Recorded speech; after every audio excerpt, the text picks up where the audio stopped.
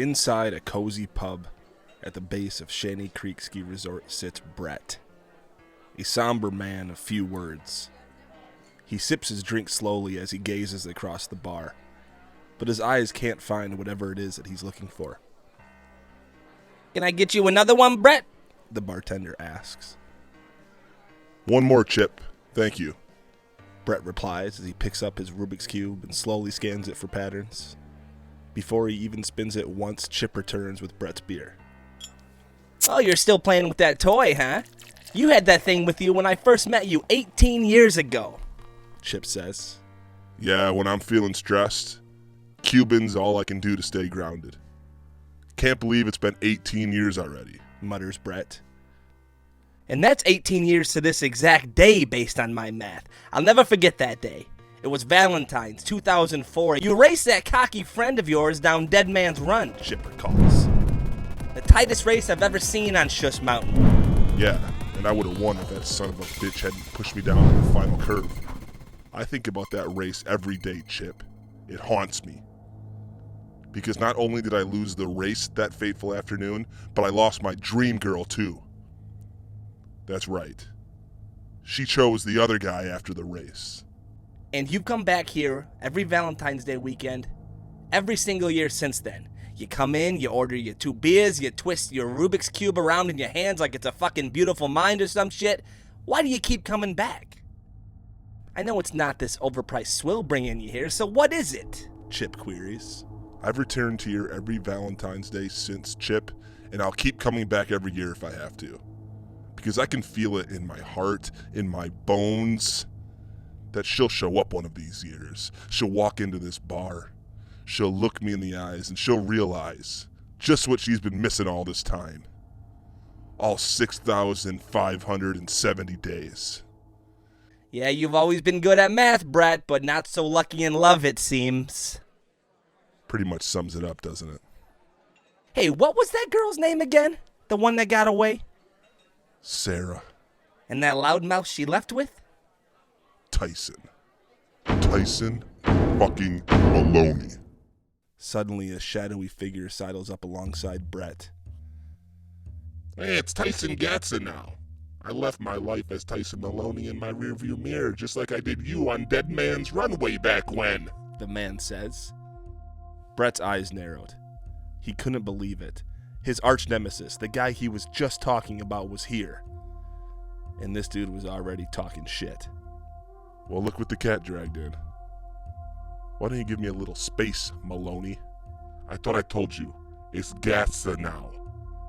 You'd be well served to listen to me when I talk. I run the nation's most profitable pharmaceutical company now, and I don't have time to repeat myself for chumps like you. You got that?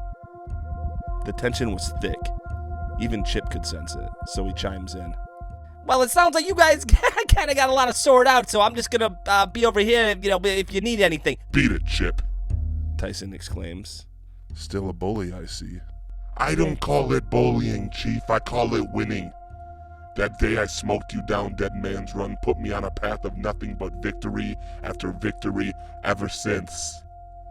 And I'd love to brag a little bit more about what I've been up to, if you've got some time. Not interested. Fair enough. I thought maybe you would appreciate a familiar face. I sure know I could use a friend. Oh, the mighty Ty Maloney begging for friendship, huh? For the last time, it's Gasta. And I'm not too big to admit it. I could use a friend. What with my marriage falling apart and all. And with those 6 words, what with my marriage falling apart, Brett sees his opening. I guess I can stomach a little bit more time with you then, for an old friend. Talk to me, Ty. As much as I like to sit in this dingy dive bar with Chatty Chip over there, I think we better take this conversation elsewhere. I've got to go check in, so let's meet in 30 minutes and we can catch up a little. Where at? Brett asks. In the only place I'll take a face-to-face meeting, the place I've negotiated every business deal I've ever landed. The hot tub. See you in 30.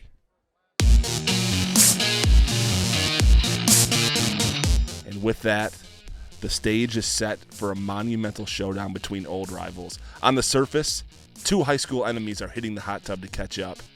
But a story about a jacuzzi gab fest, this is not, my friends. This is a tale of competition, a tale of romance, and a lesson in redemption. This is the Ski Trip 3, Battle for Schuss Mountain. This time it's personal.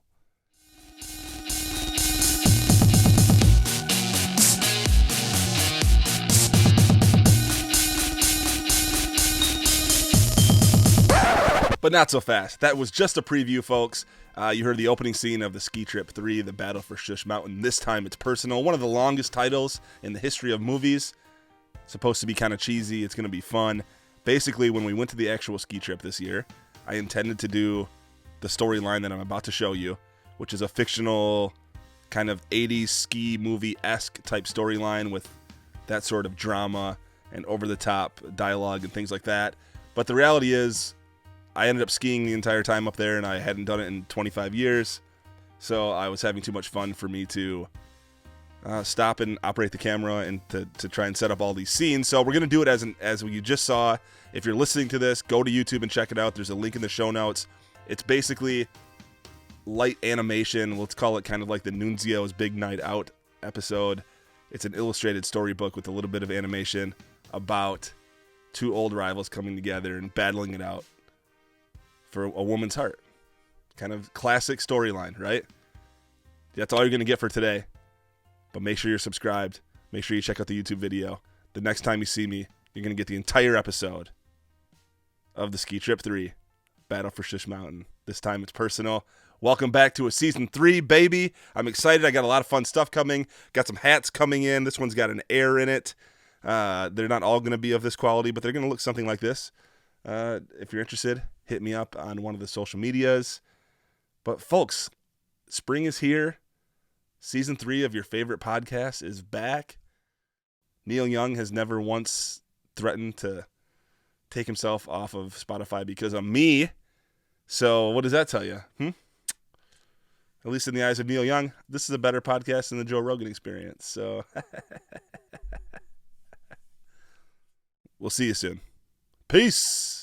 It's a mess in this attic. Lot going on, but there ain't no need to panic. Come on up and join, we getting wild, getting manic. Spitting truth for all you fanatics. Every week got something new to say. Ain't no filter, this shit coming straight from the brain. It's coming straight from the brain. Yeah, it's coming straight from the brain.